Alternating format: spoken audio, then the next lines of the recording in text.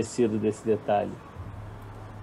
A gente deixa fechado para não incomodar enquanto a gente não vai falar. Boa tarde a todos e todas. Minha colega Estela, querida. Minhas colegas intérpretes, né? Colegas do INES, colegas que trabalham na instituição de trabalho. E primeiro agradecer a Estela pelo convite e sempre dizer que, assim, só um minutinho, amor, só um minutinho. É porque eu tô com a campainha aqui. Coisas do home office, vamos lá. Eu tô com a campainha e alguém aqui, aí minha companheira tá na cozinha, faz... Sim, desculpa. Então, gente, desculpe. Agora começando de verdade. Vamos lá. Boa tarde a todos e todas. Eu agradeci a Estela pelo convite, mais uma vez, né?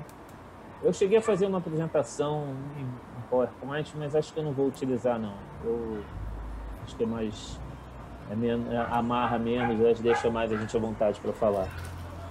Então, falar de etnografia, né? Falar de etnografia, história e desafios. A gente estava pensando no título disso alguns dias atrás, né? E eu fiquei pensando como falar disso, né? E pensando assim, né? Que eu sou só mais um antropólogo, né? E tem uma pleiade deles que já escreveu sobre o tema, fala sobre o tema, talvez falem melhor, muito melhor do que eu, por isso recorro aos textos deles, não apenas pela consistência teórica, mas muitos deles por produzirem boas e importantes etnografias, ou seja, pelo trabalho, pela prática do gênero etnográfico, né? Que eu imagino que sejam dois dos aspectos fundamentais do gênero, essa questão né, de um lado, da consistência teórica, de um lado, nenhum trabalho etnográfico é produzido sem uma informação teórica consistente. Ao mesmo tempo que o trabalho etnográfico, né, ele tem uma dimensão prática. E muitas vezes a renovação e a transformação do gênero ocorre em função dessas situações, dessa prática, né? Então, e aí isso já traz a gente uma questão importante, né? Essa ideia, né, de que a etnografia, né, ela tá em constante transformação justamente porque é teoria feita na prática, né? A teoria nutre o campo e o campo nutre a teoria. Tem uma relação dialética aí muito importante, né? E eu usei, né, aqui pensando na etnografia como um gênero, né, um gênero literário, né, mas de outro lado, né, um gênero literário que tem algum microfone aberto aí que está fazendo um barulhão, não sei de quem. E aí entra de vez em quando um barulho forte aqui. Um gênero literário e que, ao mesmo tempo, se ocupa de uma descrição, da chamada descrição densa de uma realidade social ou cultural, né? E eu acho que esse talvez seja um dos grandes problemas, né, da etnografia, a gente pensar desse terreno movediço, né?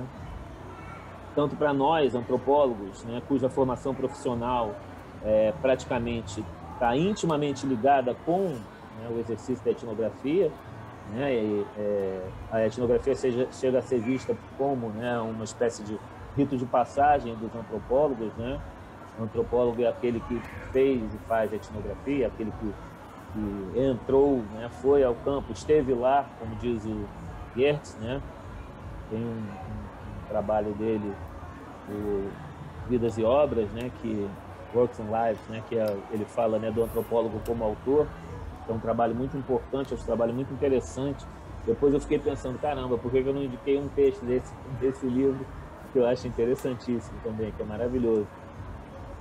Porque essa coisa do gênero literário, né, da etnografia ser um gênero literário, o Geertz é muito preciso nisso. E essa questão, né, de estar lá, né, de ter estado no campo, né, e desse estar no campo produzir uma autoridade sobre um tema, uma autoridade sobre um grupo, te conferir autoridade, né? Fulano é uma autoridade, né? A gente utiliza esse termo, pensa nessas condições, né? Fulano é uma autoridade em determinado assunto, né? Autoridade né? E o fulano é um autor também, porque a etnografia é um gênero. Enfim, questões que foram produzindo o gênero, construindo o gênero, né? E dentro de um determinado campo, mas que eu acho que a etnografia não é só, né? E aí um privilégio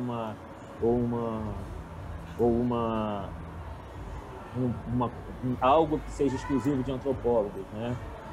Sobretudo porque, se a gente for pensar na história da etnografia, né, na história da etnografia, os primeiros etnógrafos não eram necessariamente antropólogos, né? Ou seja, o gênero, a etnografia, a descrição da vida de outros povos, a descrição da vida de um grupo, precede, inclusive, a organização da antropologia como um campo científico, né? E essa técnica, né, esse método, e aí tem uma série de questões também da etnografia ser ou não um método, ou se é um conjunto de métodos, ou se é uma metodologia, e aí tem um monte de discussões, né, de fundo sobre isso, que levam a gente a discutir, né, esse conjunto de métodos que passaram a ser organizados a partir da antropologia. Se havia uma prática da etnografia que precedia a antropologia organizou esses métodos e trouxe, né, organizou esses métodos, organizou essas técnicas de coleta de dados de uma determinada maneira, né?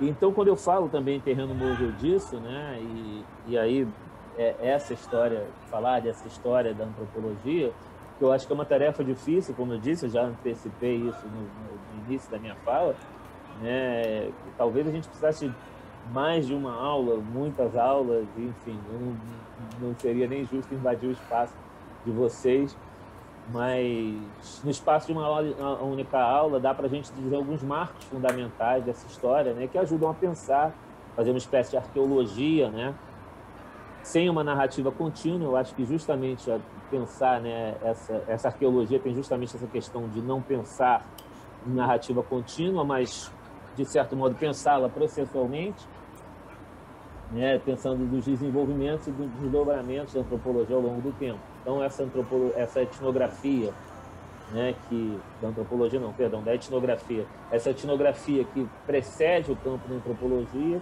e é apropriada pelo campo da antropologia para produzir as primeiras reflexões. A gente pega os trabalhos de Freitas, Marcel Mauss, né, que o trabalho do Mauss já se situa num período já, né, do surgimento do antropólogo de campo, do antropólogo que vai a campo produzir relatos, né?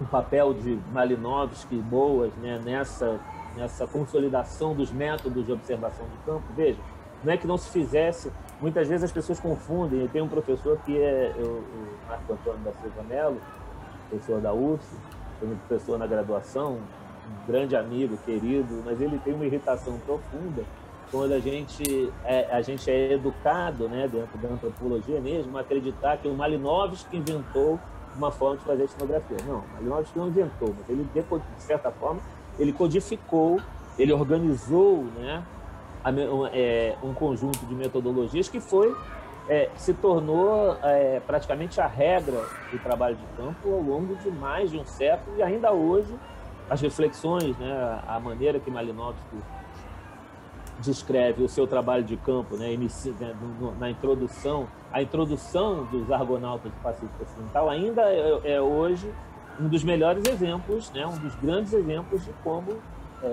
de metodologia, de método para etnografia, né? De outro lado, né, quando a gente fala em história, né, e com H maiúsculo, né, essa história é composta de várias histórias com H minúsculo e ainda de histórias com E minúsculo, né, que seria aqui. Então, estou dando um recorte totalmente pessoal do que eu entendo como história da etnografia, né? Outros palestrantes, outros autores iriam por uma outra direção, certamente. Mas eu acho que tem algumas questões que são chave na etnografia, né? Questões que são centrais e que aparecem em todas as discussões que a gente vai presenciar. Primeiro, a forma e a técnica de coleta de dados, né? Isso é uma questão que está sempre presente quando se discute etnografia.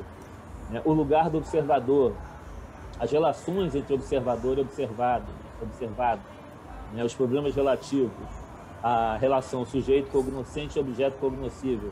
E aí pensando que esse objeto de conhecimento, né, a cultura do outro, se faz a partir de pessoas, ou seja, relações intersubjetivas entre sujeitos observadores e sujeitos observados, né? Os problemas de autoridade, né, como eu já antecipei, e de autoria, de um lado, né?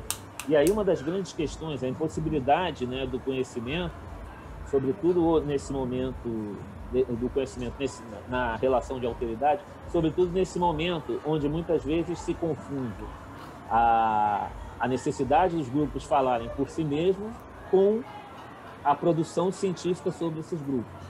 Isso é uma questão muito complicada, né? O tal como a gente organiza questões sobre o lugar de fala, né? E produção de conhecimento. Não que o lugar de fala não seja um lugar de produção de conhecimento, mas é muito importante a gente saber separar as coisas.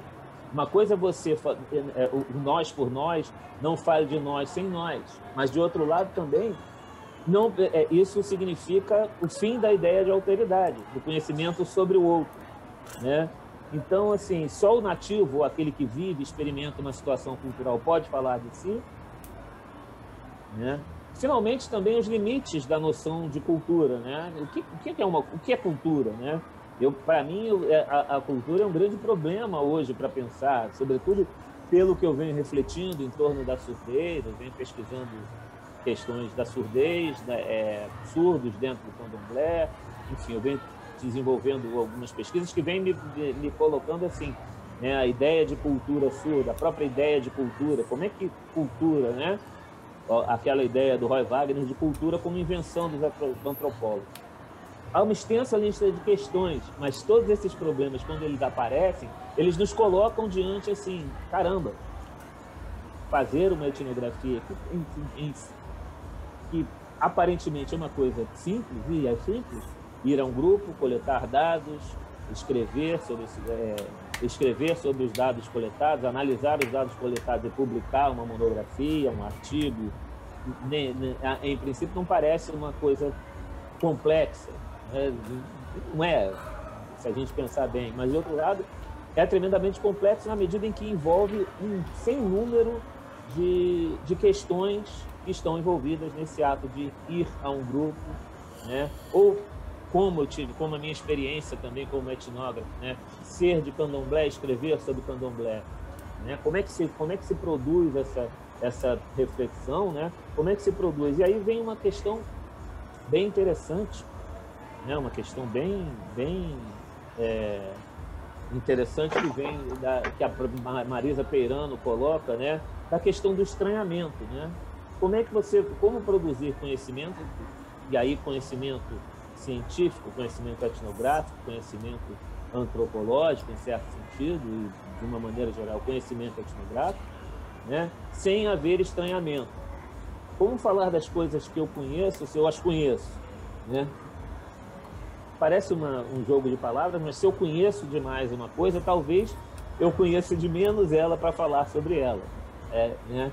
Ou aquela frase do Caetano, de perto ninguém é normal, mas a gente às vezes está tão perto que não consegue ver, né, isso, né? Olhando de muito perto, às vezes a gente precisa então produzir distância. E aí tem umas questões relativas à produção do conhecimento na etnografia, no trabalho de campo. A distância entre sujeito, né, cognoscente e objeto cognoscível. Como produzir distância? A distância é de fato necessária?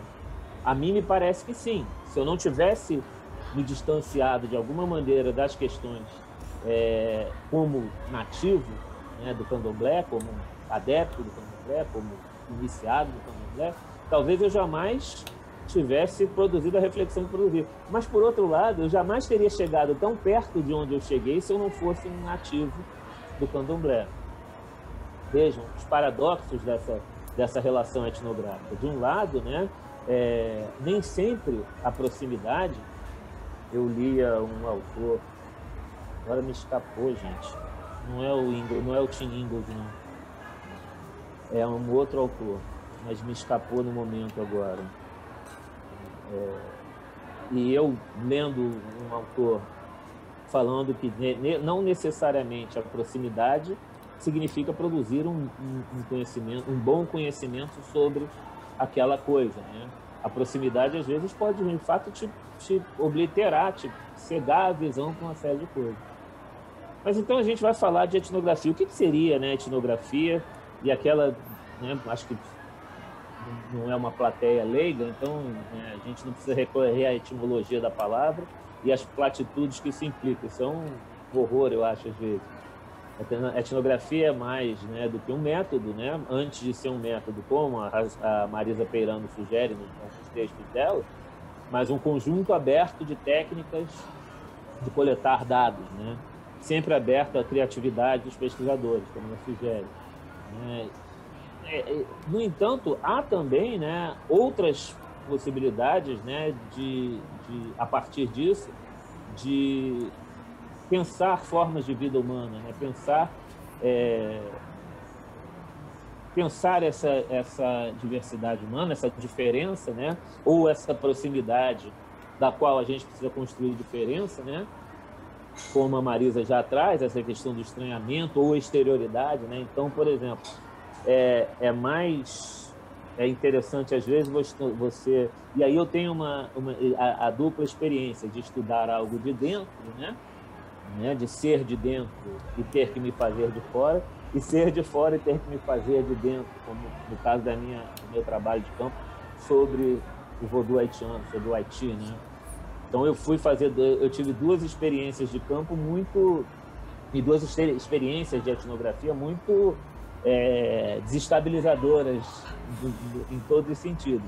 A primeira desestabilizadora porque eu precisei sair do meu lugar de nativo para pensar, né, como antropólogo, embora sejam, e assim, nunca neguei que sou um antropólogo nativo, né, e talvez eu seja o menos nativo dos antropólogos e acho que eu sou o menos nativo dos antropólogos, porque eu acho que eu talvez tenha construído tal distância que às vezes eu não ressalto esse lado quando vou me apresentar, quando vou falar sobre isso, né? Então, essa ideia de que eu estava dentro dentro de uma religião, dentro de um grupo social e produzir relatos sobre esse grupo, tem um capítulo da minha dissertação que uma irmã de santo leu e disse: nosso pai leu isso, e o meu pai de santo era antropólogo também. Eu disse, não sei, acho que leu, porque era um relato tão desapaixonado, tão distante daquela realidade que eu disse assim, nossa, chega a ser estranho que eu tenha escrito isso, é muito engraçado ter ido tão longe. Não está nos artigos, está na dissertação, que está no prelo, quer dizer, no prelo não, está no limbo do financiamento público da FAPERJ para ser publicado. Mas, enfim, produzir essa distância, né, essa exterioridade. E aí, de outro lado, quando eu chego no Haiti, tudo era estranho, tudo era diferente. Na verdade, tudo que eu pensava que podia ser próximo, parecido, era absolutamente distante do que eu pensava, né? Era absolutamente distante, embora vocês sejam... E aí, essa é uma coisa interessante, né? Você tem semelhanças, você tem lá o Ogu e Ogum, você tem semelhanças no culto, não sei o quê, aquela coisa que Herskovits, né, que o Bastide perseguiam, dessa coisa da África nas Américas, das Américas, né, das sobrevivências africanas nas Américas, né, no Caribe, e de repente você diz assim, pô, sim, mas e daí? Isso aqui não tem nada a ver com tudo que eu conheço de religião afro, e tem tudo a ver, porque tem semelhanças, né? E aí, assim, como compreender esse estranhamento, essa desestabilização, né? Como compreender, né? E aí também, né? Você vai para um país onde, né, o vodu se torna uma categoria central de interpretação da própria nacionalidade haitiana. O vodu é uma chave interpretativa, né? Como assim, se a gente pensasse no trabalho do Roberto da Mata, quando escreve Carnavais, Malandros e Heróis, né? Pega o carnaval, né? As paradas, o carnaval como uma forma, e até hoje é uma maneira de interpretar o Brasil, né? a nossa ideia de pensar, né, o nosso pensar sobre o Brasil passa por essa coisa do carnaval, do lugar que o carnaval ocupa como rito de passagem, né, ou rito de... o carnaval como um grande ritual da sociedade brasileira, né, mesmo para quem não vive o carnaval, né, o carnaval tem esse aspecto ritual, né, você pensar assim, mas pensar exatamente que a grande chave interpretativa, né, para o Haiti é o voodoo. E, de outro lado, ao mesmo tempo, ele está no cotidiano, mas não está também. Enfim, essas questões, né, que aparecem, emergem quando você vai fazer etnografia, quando você vai fazer trabalho de campo, da distância e da proximidade, né, do estranhamento, enfim. Então, acho que tem uma primeira questão importante da etnografia aqui que eu queria ressaltar: o estranhamento, a relação de estranhamento entre você e a coisa que você está vendo. É preciso estranhar. Não há como fazer boa etnografia sem que se faça perguntas constantes àquilo que se vai encontrar, né? E, de certa maneira, né, a gente precisa, ao mesmo tempo que estranha, né, e isso é uma fórmula antiga também, né, de estranhar o familiar, familiarizar-se com o estranho, a velha frase, né, do Gilberto Velho, o Gilberto Velho, né, uma máxima do Gilberto Velho, ou do próprio Roberto da Mata, do Anthropological Blues, né, dessa coisa que precede a saída para o trabalho de campo. As referências nas quais foram produzidas essa percepção sobre a etnografia e o trabalho de campo, elas nascem de uma ideia de observar sociedades distantes, né? Você vai lá olhar a vida de uma sociedade indígena no Alto Xingu. Você vai, né, no caso da antropologia, e aí a antropologia feita na Europa e nos Estados Unidos, né? Que de certa maneira foi o que orientou a prática antropológica durante muitos anos, né? Essa ideia de olhar a diferença, olhar povos exóticos, estranhos, nem sempre por razões positivas, vamos dizer assim, às vezes movidos por uma razão colonial, né? E essa é uma discussão que está subjaz aos problemas históricos da etnografia, a produção de etnografias em contextos coloniais, né? Mesmo no Brasil, se a gente pensar essa relação entre o Estado brasileiro e os povos indígenas, né, que foram objeto de muitas etnografias, os africanos no Brasil, né, os descendentes de africanos no Brasil, né, também como olhados como, né, algo estranho, né, algo diferente, olhados a partir da sua diferença, né? E como essa diferença foi sendo também incorporada, né? Às vezes, uma das grandes preocupações que sempre aparece, volta e meia aparece, para etnógrafos é que lá nos anos 20, né, quando havia o contato do mundo europeu com o mundo né, colonizado, com os nativos, né? A palavra nativo vem disso também, né? Às vezes ela é carregada de uma certa... A gente usa com muitas aspas a palavra nativo hoje, não usa mais a palavra nativo, né? Mas eram as sociedades primitivas, né? A palavra primitivo caiu completamente em desuso, né? Mas antes eram vistos nessa diferença, na oposição entre civilizado, selvagem, primitivo, né? Enfim, esqueci o oposto, escapou. Mas, enfim, nessa oposição, construído nessa chave de oposição, a gente pensar, né, como esquemas conceituais foram produzidos, esquemas teóricos e a própria ideia de produção, né, etnográfica vem dessa distância absoluta. Quando a gente começa a fazer etnografias aqui, dentro da escola que você trabalha, ou dentro de uma escola muito parecida com aquela que você trabalha, dentro do sindicato, né, que muito parecido com aquele ao qual você está afiliado, né, quando você começa a fazer etnografia na cidade, né, isso traz outras implicações também com relação justamente a essa distância.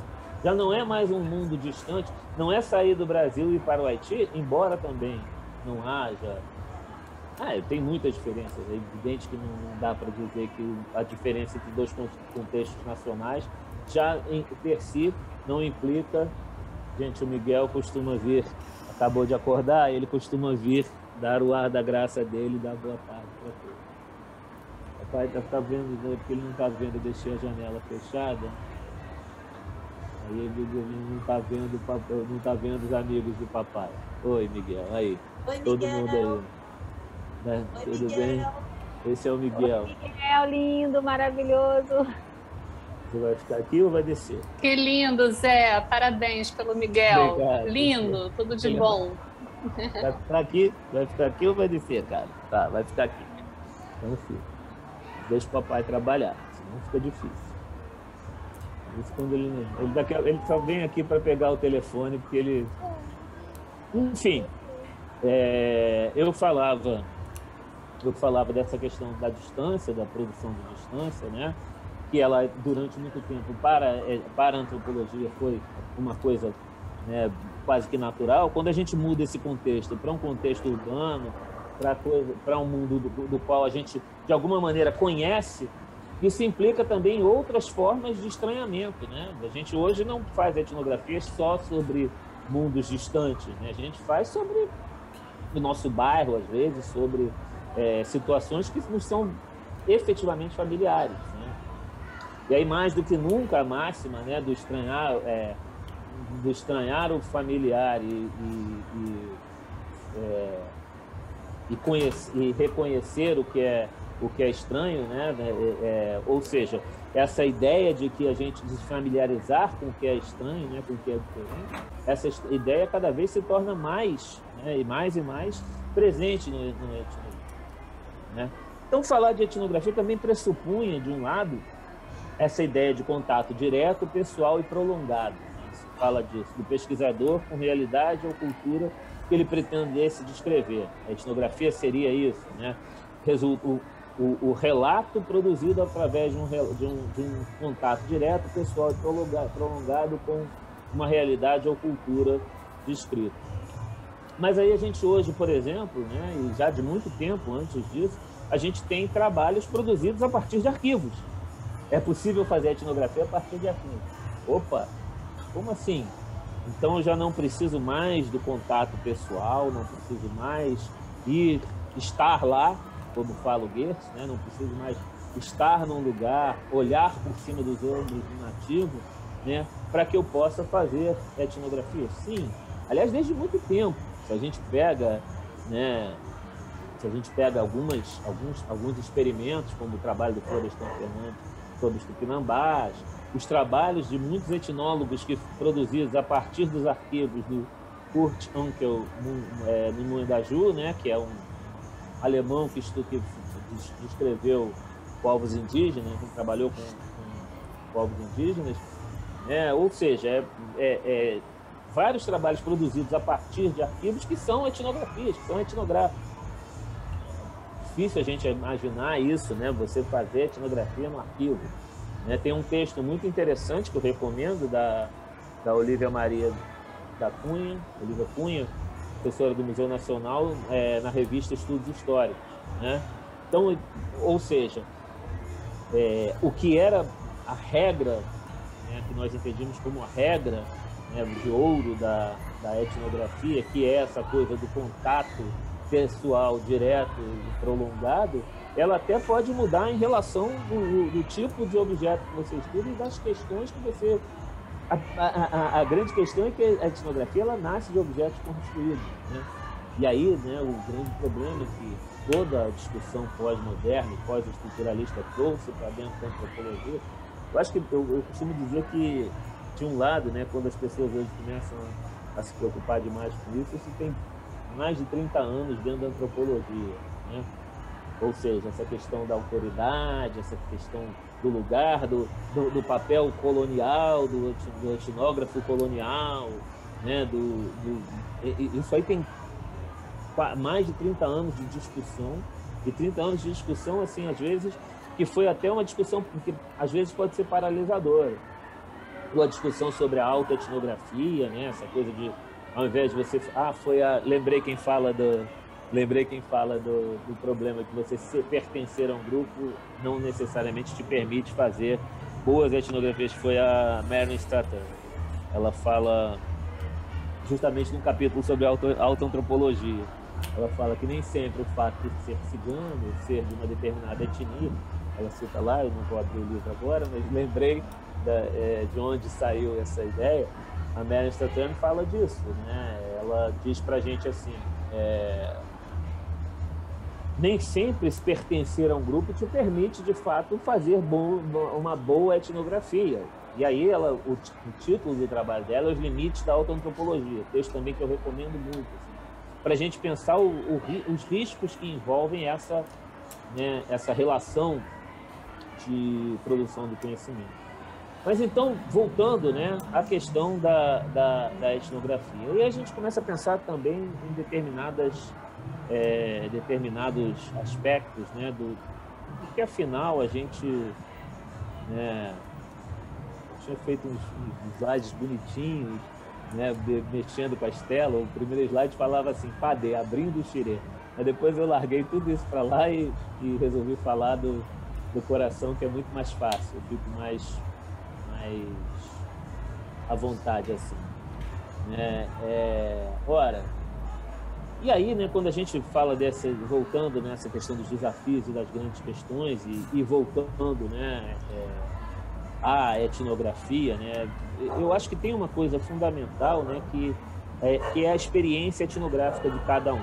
Como cada um vai a campo e vivencia a relação e produz dados e realiza a etnografia. E aí tem uma questão muito importante também, ir a campo, produzir dados, né, e realizar a etnografia. Veja que são coisas separadas. Nem sempre o dado coletado é dado etnográfico. O dado coletado, na verdade, está longe de ser etnografia. Caderno de campo não é etnografia. Anotar tudo, legal, mas nem tudo que se anota vai para a etnografia. Nem tudo que você vê vai para a etnografia. Nem tudo que você... na verdade, nem tudo... a etnografia é um recorte. A etnografia é um objeto feito, é uma ficção sobre o real. Nossa, ficção sobre o real. Então, tudo que os etnógrafos escrevem não é verdade, porque quando a gente pensa assim, ficção, né, ficção vem de objeto feito, né? A raiz que tem de onde vem ficção, da palavra ficção, é a mesma raiz de feito, de onde vem fetiche, né, de objeto feito. Veja, a gente pensar aí, né, essa coisa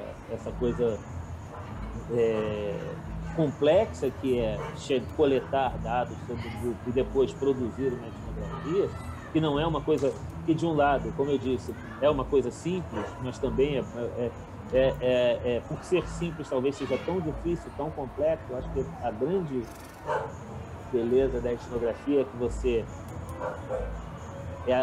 de um lado, a extrema simplicidade, que é viver uma experiência junto a um grupo. O viver essa experiência te leva a produzir dados e produzir uma reflexão, né? a gerar dados. Eu tinha separado aqui umas imagens do meu trabalho de campo. É interessante que, de um lado, eu não usei muitas imagens no meu trabalho de campo sobre candomblé. Achei muito interessante também falar sobre isso, né? E aí essa coisa da experiência etnográfica, cada um. Porque talvez as imagens fossem muito vivas para mim. E tem uma coisa interessante, as casas, basicamente, com as quais eu trabalhei, não permitiam fotografar situações rituais, né? Então, e de outro lado, a maneira que eu estive naquele campo também tornava um pouco pesado eu tirar fotos. Eu não tinha como, acho que eu não consegui tirar fotos. Eu tirei fotos das pessoas, abraços, aqui, momentos, mas nunca de momentos fora, que seriam momentos fora do trabalho de campo, né, momentos fora da minha observação. Já no Haiti foi o contrário. Mas no Haiti a fotografia, para mim, tinha um papel muito interessante, assim, muito outro, além daquele que era registrar algo. Na verdade, era muito mais registrar para memorizar. Eram muito mais fotos que eu tirava para ajudar a minha memória, né, do caderno. Eu faço muitos desenhos, né? A ideia de desenho esquemas, desenho cenas locais, mas a foto ajuda também a produzir essa memória. Às vezes o desenho também não era produzido na hora, então a foto ajudava a fazer o desenho. A foto, eu tenho, por exemplo, um dos locais que eu observei quando estava no Haiti foi uma igreja. Era uma igreja, que se dizia uma igreja onde tinha cerimônias vodú. Uma igreja, seria, entre aspas, uma igreja vodú. E aí esse local, né, era muito difícil memorizar todas as coisas, e aí as fotos, né, ajudaram eu a desenhar a planta, que está lá na minha tese, tem uma planta desenhada, mais ou menos, a planta baixa do espaço, que foi justamente porque as fotos não eram suficientes para dar essa visão de cima, né, que a planta baixa dá. Então as fotos mostravam os diversos lugares, mas não dava para você tirar não tinha como tirar uma foto, né, uma panorâmica do espaço, né, e ao mesmo tempo ajudaram a construir esse relato sobre essa descrição do espaço. É muito interessante isso, né, pensar assim. E aí, né, como tem um trecho do texto do Magnani que fala justamente dessa coisa, né, do que o Lévi-Strauss fala, dos fragmentos, né, que a gente vai construindo um conhecimento, às vezes fragmentário sobre uma determinada realidade. E eu coloquei também uma imagem, e depois eu posso passar esses slides, essas imagens para a Estela, né? E uma imagem que é um elefante e várias pessoas olhando as partes do elefante, né? E cada um descrevendo só aquilo que vê, né? Que é uma questão interessante também, né? A etnografia quase sempre é só um recorte, outra pessoa. Eu acho muito interessante quando uma das discussões, né? Uma mulher num determinado campo vai produzir um tipo de relato diferente às vezes de um homem, né? Vai produzir um ponto de vista diferente, né? É evidente, assim, não fica bem, né, às vezes em determinados grupos, tem uma etiqueta própria de cada grupo que a gente frequenta, que a gente pesquisa. Um homem estar no meio das mulheres e uma mulher que anda no meio dos homens, né, também. A gente não está livre desses preconceitos. E isso vai produzindo diferentes percepções sobre aquela realidade. Ou seja, é o que o James Clifford, né, fala de verdades parciais, né? A gente produz realmente um conhecimento que é parcial, que é construído em verdades parciais sobre o mundo observado. Não é possível, de fato, você capturar, né? Uma cenoura, filho. Filho. Tá, vem. Oi. Não é possível você construir um conhecimento, às vezes, integral sobre uma cultura, né? Sobre um grupo, sobre uma forma de vida, sobre um ritual mesmo, né? Você vai ver, sempre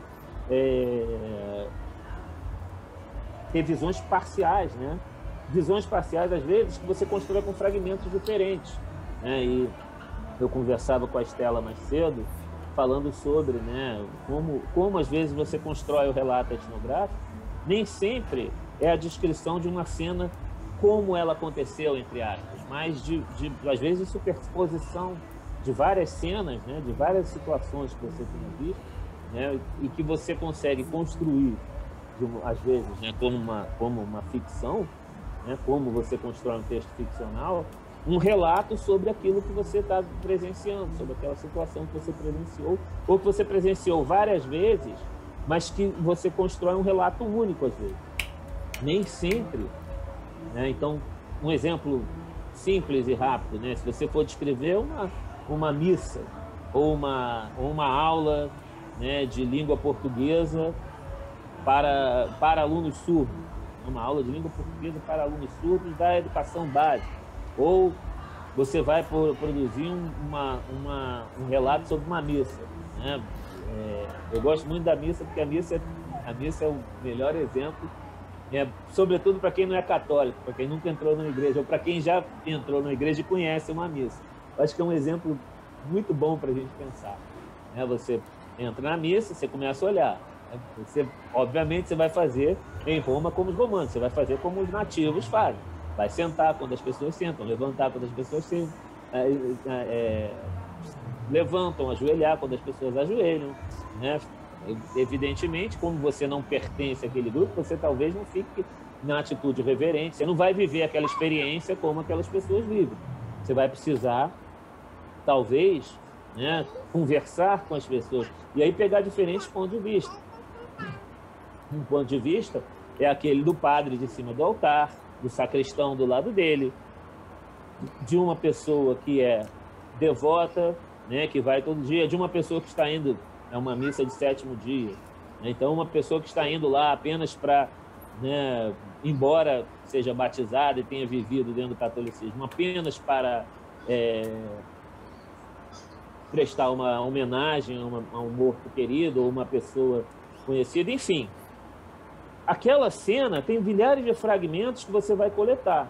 Talvez você não vá coletar eles todos numa missa. E talvez você vá numa missa de 7º dia, você vai numa missa solene de uma festa de um santo, você vai numa missa comum do domingo, você vai ver várias missas comuns do domingo, você vai na missa dos jovens, você vai na missa numa missa de não sei quem, enfim.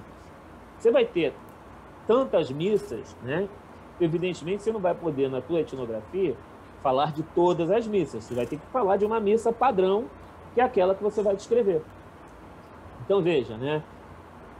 Você descreveu uma missa, você constrói o relato de uma missa para falar de todas as missas que você viu.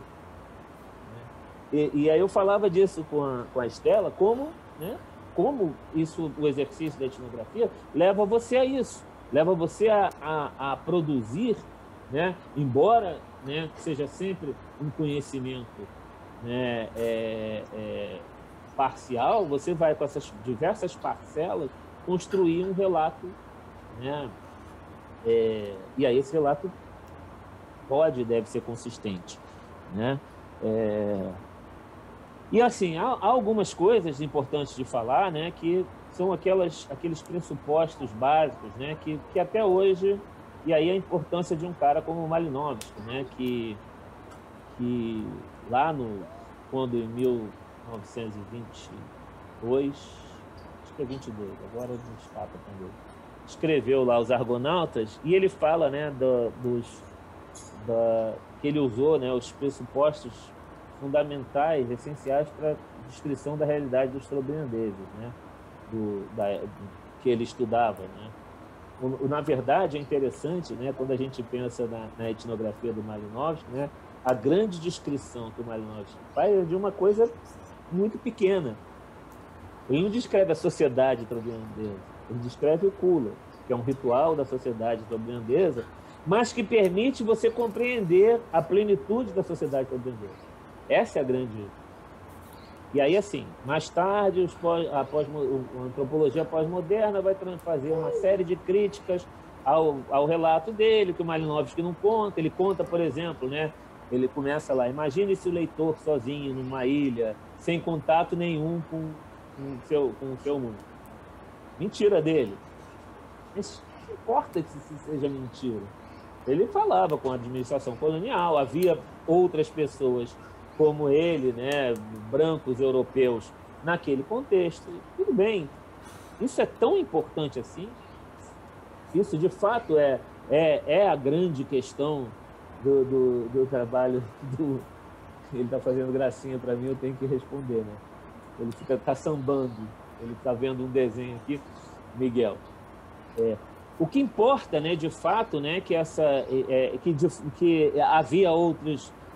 Importa que a descrição que o Malinowski faz do Pula e os métodos que ele sugere para a observação dessa realidade são, de fato, relevantes para a gente pensar e ajudam a gente a pensar uma série de questões sobre troca, sobre reciprocidade, sobre que afinal, a grande discussão que está por trás do Pula. Ajuda a pensar a magia, que é uma questão da construção das canoas, né? Como é que a questão dos objetos técnicos, né? Dos objetos, uma antropologia das coisas. Então, está tudo ali, descrevendo tão somente um ritual de trocas, né? Um sistema de trocas, né?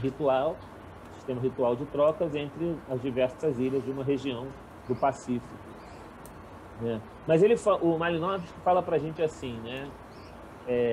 E aí ele dá as coisas importantes, né? Como se produz uma etnografia, né?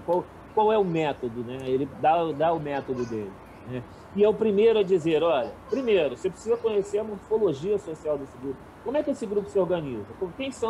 Qual é a organização, né? E aí, nas palavras dele, organização da tribo e a anatomia de sua cultura deve ser registrada no esquema firme e claro. O método de documentação concreta e estatística é o meio para utilizar a definição desse esquema. Ora, quando o Malinowski fala disso, né, da organização da tribo e a anatomia de sua cultura, ele fala para a gente, né, como você descrever a morfologia daquele grupo, como é que aquele grupo se organiza, quem são as pessoas que organizam, né, que ocupam as posições-chave, as hierarquias, né? Se a gente for pensar, de novo, no exemplo da missa, né? Quem é o padre, o papel que desempenha o padre, quem é o sacristão, o papel que os fiéis desempenham nessa cena, né? Ou seja, entender completamente. Aí, quando ele fala de método de documentação concreta e estatística, não necessariamente ele está falando em métodos quantitativos, mas sim, quanto mais registros, né, quanto mais registros quantitativos, quanto mais você organiza, né, esse material, né, quanto mais registros você tenha sobre esse material, mais fácil fica observar esse esqueleto, né? Então ele está falando do esqueleto social de uma tribo, né, de um grupo. Aí ele usa a palavra tribo, mas a gente pode falar de um grupo, de um sistema, de uma rede, né? A gente pode usar de uma cultura, né? Ora, né? E ele fala, dentro dessa trama, e aí ele fala de uma coisa interessante. É evidente que você observar o cotidiano de um grupo é a coisa mais tediosa do mundo. Vou dizer para vocês que quando você passa dias e dias dormindo num terreiro, né? Não como filho de santo, mas como uma pessoa que está lá para observar, não sei o quê, pão duro, a vida não é uma alegria só, não é? A vida é marcada por tédio e por muito poucas coisas divertidas, às vezes não acontece nada, né? Ou seja, durante dias nada acontece, aí chega perto da festa, começa a coisa a fervilhar, aí acontece a festa, as coisas fervilham, os dramas acontecem, então você vai ficar mais dentro desse cotidiano, que nem sempre é marcado pelo extraordinário, o que ele chama de, dentro desta trama, deve estar inseridos os imponderáveis da vida real e o tipo de comportamento. Veja, né, os imponderáveis da vida real. Aquilo que acontece, né, você está vendo o dia a dia, mas tem coisas que acontecem. A vida ordinária tem, às vezes, pequenas coisas extraordinárias, né? E aí ele fala, os dados devem ser recolhidos através de observações minuciosas e detalhadas, sob a forma de uma espécie de diário etnográfico, só possível através de um contato íntimo com a vida nativa. Aqui o Malinowski tinha colocado por terra a possibilidade de você falar de alguns grupos sem que você esteja convivendo diária e constantemente com aquele grupo. Essa não é uma regra essencial, mas é uma boa regra para ser levada no trabalho de campo, justamente por isso. Aí eu conversava com uma orientanda, eu sou orientador dela, sobre essa questão do trabalho de campo em terreiro. E nem sempre a gente, né, tem uma coisa, esse número 2 do Malinowski, né, dos imponderáveis da vida real, tipo de comportamento, essa ideia do contato íntimo com a vida nativa, né, ela é um dos grandes mitos do trabalho de campo da antropologia. É preciso fazer uma observação permanente, estar lá todos os dias da semana. Muitas vezes a gente que observa terreiros não tem como estar lá o dia inteiro se não for do grupo, ou se não tiver uma proximidade muito grande com o grupo. Hoje em dia é até possível, não estou dizendo que não vai acontecer, não estou dizendo que... Agora, eu sempre olho para os trabalhos de campo realizados em terreiros, principalmente, com essa ressalva, assim, sabendo que a possibilidade de você observar cotidianamente por um longo período, né, é dificílimo. Você, às vezes, você observa por 10 anos um terreiro, mas você não passou 10 anos dentro daquele terreiro. É impossível, né, você pensar. É claro que é possível haver esse tipo de observação. Não é isso que eu estou... eu quero que fique claro, assim, e que eu também não estou dizendo que uma coisa é melhor ou pior do que a outra. Para o Malinowski, sim. Seria mais importante você estar lá diuturnamente, dia e noite, e viver aquela experiência, mas nem sempre essa experiência ela é possível, e ela nem sempre te permite também observar em profundidade aquilo, né? Nem sempre, né? E aí ele fecha, né, o terceiro ponto, né? Deve ser apresentada uma recolha de depoimentos etnográficos, narrativas características, ocorrências típicas, temas do folclore e fórmulas mágicas sob a forma de um corpus inscriptorium, como documentos da mentalidade nativa. Veja, e aí também uma dica interessante do Malinowski, que ele fala olhar, né, e eu acho que depois, né, todas as abordagens mais fenomenológicas vão nessa direção, né? Documentos da mentalidade nativa, documentar a mentalidade, né? Evidente que não existe uma mentalidade nativa. Se a gente pega, né, 30 pessoas assistindo uma missa, você vai ver uma média ali de pessoas que entendem aquilo de uma determinada maneira. Você vai ver dentro de um terreiro de candomblé gente que acredita em reencarnação, gente que não acredita, gente que fala que a reencarnação é importante e gente que diz que candomblé de verdade não acredita em reencarnação. E aí, como seria essa mentalidade nativa? Como esse tema ele vem para a gente, né? Como esse tema aparece presente, né?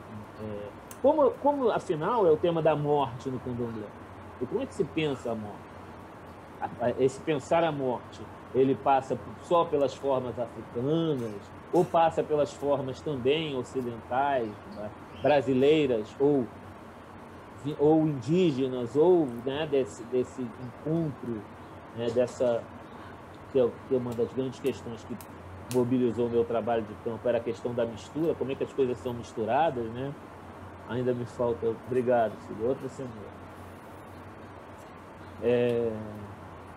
Como é que essas coisas... Peraí, me perdi aqui por causa do Miguel. Como é que, voltando a essa ideia da mentalidade nativa, né? Como é que a gente... como é que essas formas se misturavam, né? Como é que essas formas, dentro da concepção do voodoo haitiano, a ideia da mistura, da criolização, estava muito presente, né? Muito diferente, às vezes, do que a gente entende aqui no Brasil, por exemplo, dentro das religiões de matriz africana, a ideia da pureza. Ninguém se vê misturado no Brasil, né? Nos terreiros de candomblé. Quanto mais puro, melhor.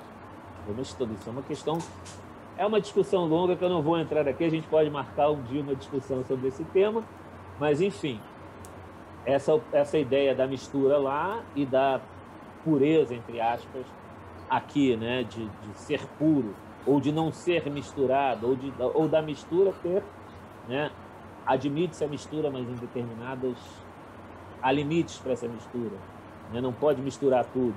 A mistura tem que ser organizada, né? Há uma... Ou seja, como essa mentalidade nativa, né, que o Malinowski fala, e como se faz esse corpus inspiratório, né, para se acessar, né, aceder a essa mentalidade nativa. Veja, o Malinowski trouxe para a gente assim, a descrição da cultura, né, a descrição densa do Forgueiro. O Forgueiro depois vai vir de uma outra perspectiva, mais fenomenológica, né?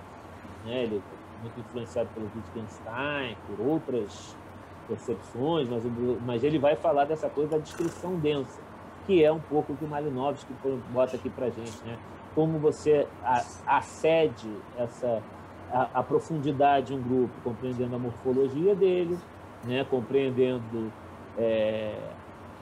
o cotidiano desse grupo, né? Compreendendo a mentalidade desse grupo, né? O corpo e alma de um grupo, o corpo e alma de uma cultura, né? A etnografia deveria chegar a isso. E, de certa forma, essa ainda é o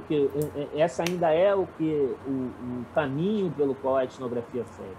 Descrever, aceder o corpo e a alma de um grupo, de uma cultura, entender como aquele corpo se manifesta e como aquele corpo pensa, né? Ou perceber assim que corpo e alma às vezes não são coisas separadas, né?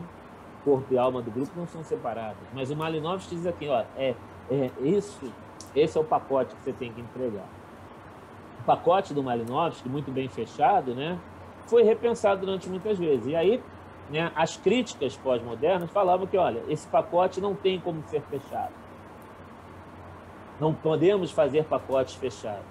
A gente tem que reconhecer que o nosso lugar de interferência no campo, o nosso lugar... É claro que um pesquisador... E aí, para mim, tem umas questões que eu até estou tentando escrever sobre isso, né?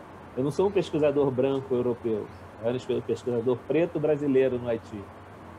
Um Haiti que sempre foi pesquisado por pesquisadores brancos, franceses, né? Ou suíços, como o Alfred Metrô, americanos, como o Wade Davis, mas, né, homens brancos que chegavam no Haiti para estudar a cultura e a religião do Haiti. Eu era um homem preto do Brasil, no campo haitiano, né, estudando. E aí tem uma piada engraçada, né, sobre a minha questão, que é uma questão que eu também quero pensar em algum momento, né, de não ser visto pelos haitianos como negro. Eu não era negro no Haiti. Isso foi mal barato, isso foi mal... Caramba, é tremenda, como eu digo, a experiência etnográfica ela é tremendamente desestabilizadora. Desculpa. Me desestabilizou mesmo, porque eu não consegui nem falar. A experiência no campo, como ela é desestabilizadora, no sentido de que, né, eu, um homem preto brasileiro, de candomblé, chego ao Haiti, sou visto não como preto. Eu sou outra coisa, mas preto você não é. Preto você não é. Ó, num dos textos que a Estela passou, não sei se ela passou de Boa Caimã, mas a Madame Evansky fala para mim, não, Zé Renato, você não é preto, você é rouge, vermelho. Como assim? Preto só os haitianos e os africanos. Achei sensacional isso. Isso até hoje me mexe comigo e mexe com a cabeça para pensar, inclusive, classificações raciais, como a gente, né, opera elas de uma determinada forma no Brasil. E assim, se você pensar o Haiti um país de pretos, né, tem uma clivagem que não passa... E aí, por exemplo, eu não sei se passa pela questão da cor, não é necessariamente a cor, mas havia o mulato e o... Obrigado. O mulato e o negro, ou o mulato e o boçal, né? O negro boçal, né? Que era o negro puramente africano, ainda falando língua africana, enfim. Tem uma série de categorias lá que são excelentes para a gente pensar. E aí vem os pós-modernos e dizem assim, olha, esse negócio de etnografia, como o Malinowski fala, é impossível. Você não pode chegar à vida nativa, porque só o nativo pode falar de si mesmo. você no fundo está emulando, tem uma posição colonial, tem um lugar, né? E de fato tinha um lugar também diferente. Eu era do Brasil que estava numa missão de paz militar no Haiti. Então muitas vezes eu fui interrogado se eu era da MINUSTAH, missão das Nações Unidas de Estabilização do Haiti. A sigla é MINUSTAH, TH no final. MINUSTAH. E aí não há etnografia. E aí a Marisa vai escrever assim, né? Tem um cara chamado Nicholas Thomas, né, que escreve contra a etnografia. A etnografia não é possível, não tem etnografia possível. Como assim? E aí há as reações, evidentemente, né? Há as reações da própria Marisa Peirano, né? E aí tem uma coisa interessante, que a Marisa Peirano escreve de um lugar, né? De um outro, uma produção de conhecimento vindo de outro lugar. É estranho que os gringos, né, digam assim, não pode haver etnografia é impossível. Nós outros aqui abaixo da linha do Equador estamos falando, às vezes, de nós mesmos. Né? Do fundo, quando mesmo o racista Nina Rodrigues está falando de uma sociedade da qual ele faz parte, da qual ele vive, na qual a presença africana tem um significado muito forte, né? Então né, essa grande dúvida que surge na etnografia, eu tenho quanto tempo ainda, eu não sei. Estela? Zé, porque você teria até 19 horas, mas os intérpretes têm mais 10 minutos, eu acho. Então, não significa que a gente não vai poder levar até 19. Se você puder concluir a fala em 15 minutinhos, a gente pode ficar até depois conversando. Mas é que os intérpretes vão ficar 10 minutos só. Se você quiser falar até 19, pode falar, mas não vai ter mais intérprete. Não, tudo bem. Eu vou ver se... E depois vai ter as conversas. Tá bom. É só porque eu estou aqui. É porque eu estou aqui, mas está tudo bem. É porque eu tinha algumas coisinhas aqui que eu queria colocar. Pode falar. Só vai encerrar os intérpretes num determinado momento. Tá bom. Mas fica à vontade. Okay. Então, aí... então, toda essa... A Marisa fala assim, a gente está fazendo...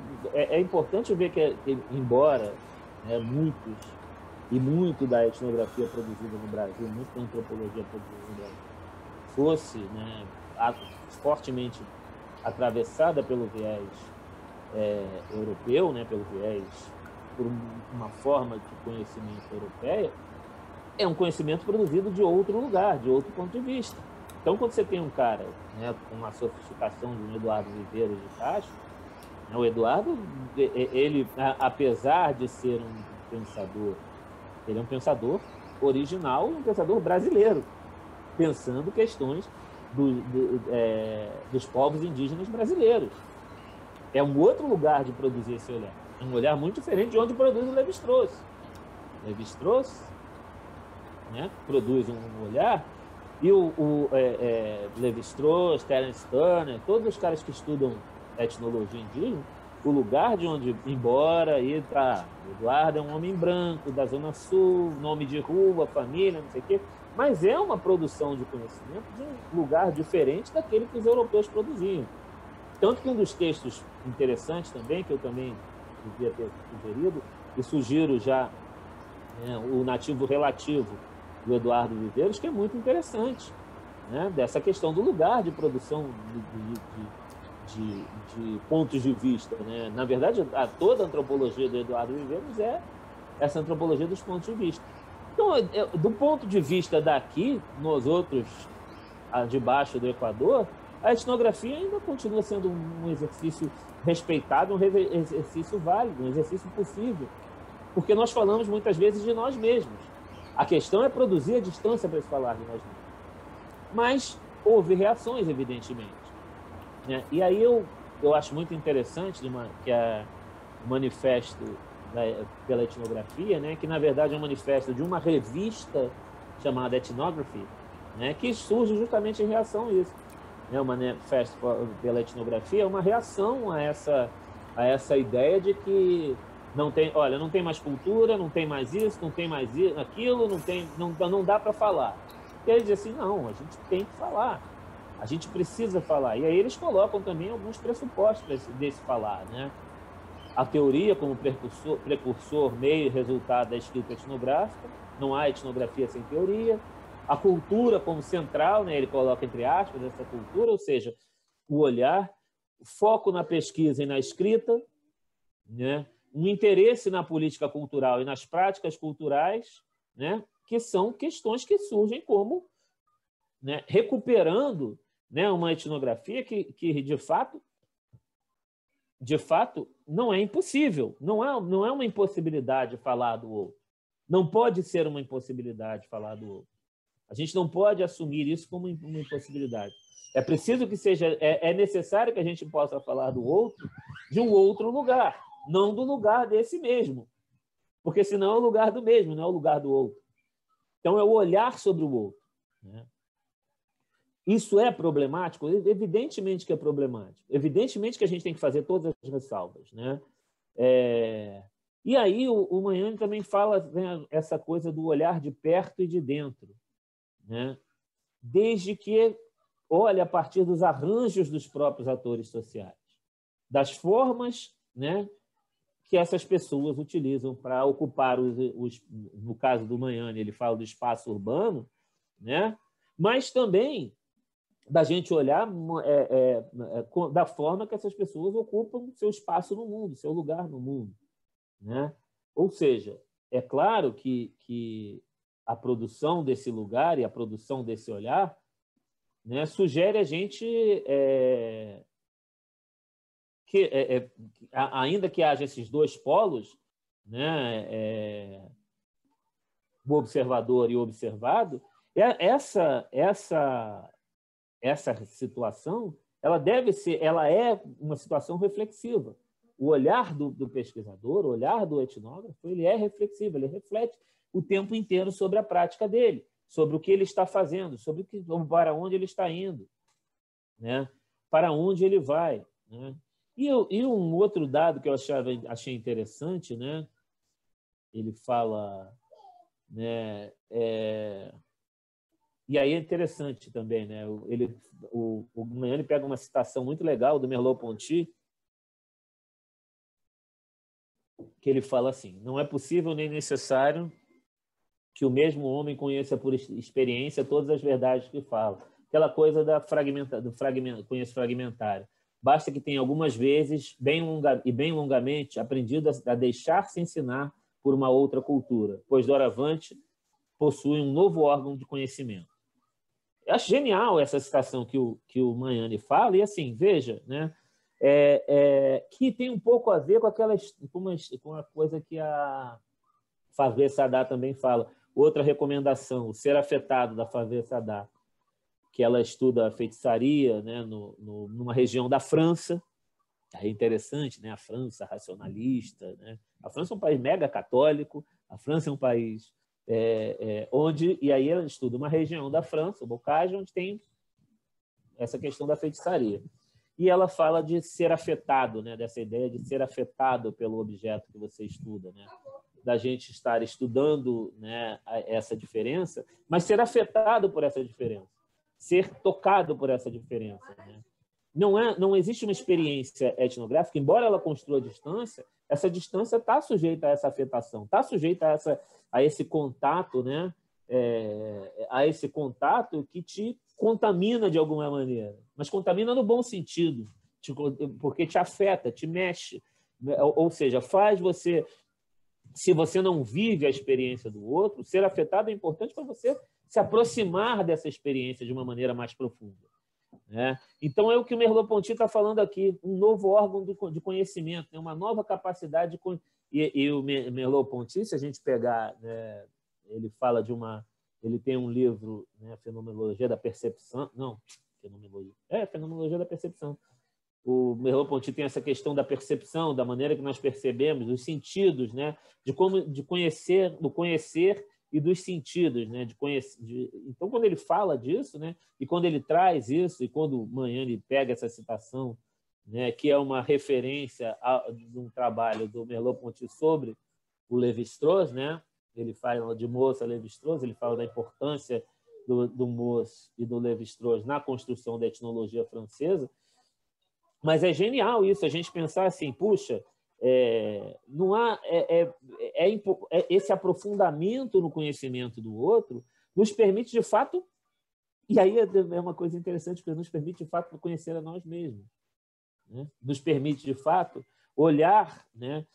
E aí uma outra coisa que acho que é importante na antropologia, na etnografia, toda etnografia é comparativa. Toda etnografia ela parte de uma comparação entre mundos. Eu estou olhando do meu mundo para outro mundo. Eu estou comparando mundos. Eu estou olhando para esses mundos. Já há um exercício de comparação. Não, essa comparação ela tem que ser controlada. Ela não é uma comparação qualquer, né? Ela não é uma comparação grosseira. Ela é controlada. Ela é um exercício controlado de comparar, um exercício comparado do olhar, né? Um exercício comparado, né? Dessa maneira de entender o seu mundo e o mundo do outro, né? Por fim, para fechar, eu achei interessante quando a Marisa Peirano também no texto dela fala, né, como determinadas etnografias, né? E aí o mais importante que eu acho, né, sobre a etnografia, que nós precisamos ler várias etnografias para entender, para fazer etnografia, né, para se apropriar de um gênero, né, para escrever um romance tem que ter lido muitos romances, né, e bons romances, e ruins também, romances ruins também. Tem que saber, para se apropriar de uma forma, né, de um tipo de escrita, é muito importante ler. E ela fala do Leach, né? Edmund Leach, L-A-C-H. Depois que eu lembrei que tinha intérprete, porque a gente tem um hábito, quando tem intérprete interpretando, soletrar o nome dos autores. E eu fui falando Merleau-Ponty, Leach, Lévi-Strauss, falei todo mundo sem soletrar nada, e o intérprete que se vire para descobrir como é que se diz o nome. Coitado. Mas ela fala da contribuição de Leach, aí ele fala, né, de algumas contribuições dele que são muito interessantes para a gente pensar de uma certa maneira, né, a etnografia como um todo. Aí ela fala de que o trabalho do Leach trouxe algumas ideias importantes para a antropologia. A ideia de sistemas de equilíbrio, que os sistemas sociais seriam equilibrados internamente, né? Eliminar a ideia de sistemas fechados, tribo, aldeia, cultura, né? Propor que podem ser considerados rituais todos os aspectos comunicativos. Quer dizer, o Leach dizia assim, tudo é ritual. Todas as nossas práticas são práticas rituais, porque simbólicas e rituais. Escovar os dentes de manhã é um ritual. Deixar de escovar os dentes é quebrar o ritual. A gente não pensa, né? O Leach trouxe para a gente a perspectiva de pensar assim, a vida cotidiana como povoada de rituais. Indicar que sistemas políticos podem oscilar em uma só região. E aí isso pode ser extensível para sistemas políticos, para sistemas de relações, para relações de poder, para diversas coisas que a gente pensa. Chamar a atenção para o fato que os limites e as fronteiras da sociedade não são coincidentes com o da cultura. A lição que vai ainda contra o senso comum e é, portanto, fundamental para entendermos o mundo de hoje, que movimentos e fluxos transnacionais confrontam paradoxalmente reafirmam nacionalidade. Essa coisa que limite a fronteira, os limites e as fronteiras de uma cultura, de uma sociedade, de um grupo, né, eles não são tão precisos assim. Esses limites oscilam, e esses limites, quando a gente começa a estudar um determinado grupo, né, a gente imagina pensá-lo como uma coisa fechada, né, como algo... E muitas vezes a gente costuma pensar as identidades grupais, né, como algo também, né, produzido a partir do próprio grupo. Não, aí o Leach trouxe para a gente justamente assim, pensar a identidade como relação. Depois é um aluno dele, o Bart, que vai desenvolver essa ideia. A identidade é uma relação. Eu não sou o que sou, eu sou né? E isso, para mim, é revelador, porque foi exatamente a sensação que eu vivi quando estava no Haiti, vivendo a experiência de não ser negro no Haiti. Né? Você não é negro, né, Renato? Você não é preto. Você é outra coisa. Né? Ou seja, as identidades, elas são produzidas nas relações. Né? Tudo isso, né, talvez se resulte algo confuso essa exposição, ou não sei, talvez eu tenha falado, como eu disse, eu falei pelo meu coração, mas voltava aqui de vez em quando nas anotações e tentando trazer tudo que era importante, né? Por que eu peguei essa contribuição do Litt? Para a gente pensar justamente como também, né, confrontando essas ideias com aquelas ideias do Malinowski, né, os três pressupostos da etnografia malinowskiana e os pressupostos que o Litt diz para a gente, olha, tá, pode olhar o sistema, pode definir, mas os sistemas não são tão precisos quanto parece. Né? Os sistemas não são fechados. Então, quando você vai chegar e estudar a morfologia de um grupo, você vai perceber que essa morfologia ela não é um sistema em equilíbrio, necessariamente. Quando você vai pensar a morfologia desse grupo, ela não é um sistema fechado. Né? Quando você começa a pensar que tudo, né, pode ser ritual, até o cotidiano, né, os atos simples do cotidiano, tudo pode ser formas rituais, né, que o rito, afinal, é um aspecto comunicativo das relações, né? Os rituais estão presentes na maneira que nós nos comunicamos, né? Dar bom dia, deixar de dar bom dia, olhar no olho, não olhar no olho, olhar para baixo, não cumprimentar pessoas, tudo isso produz etnografia, né? Perceber que num mesmo grupo, né, você pode ter oscilações de poder, variações de poder, variações. Olhar finalmente para essa questão de que os limites daquilo que a gente descreve não são tão precisos, que somos nós, quando etnografamos, às vezes, que determinamos esses limites. Eu acho que é isso. Mas, se não for isso, eu estou aberto para a gente conversar.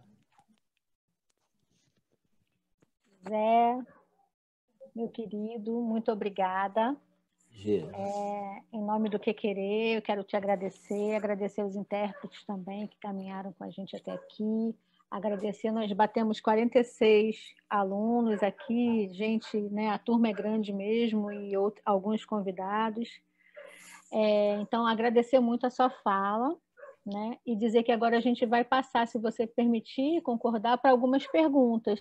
Eu vi aqui no chat, algumas pessoas têm dúvidas sobre algumas citações que você falou, do manifesto, alguma autora, não sei se era a Marisa Peirano, mas, enfim, quem quiser fazer as perguntas, até para, né, essas dúvidas que ficaram, e também fazer perguntas agora, o Zé, a gente tem ainda até 19 horas. Né? Eu posso ficar um pouquinho mais, se a Tayla não me matar.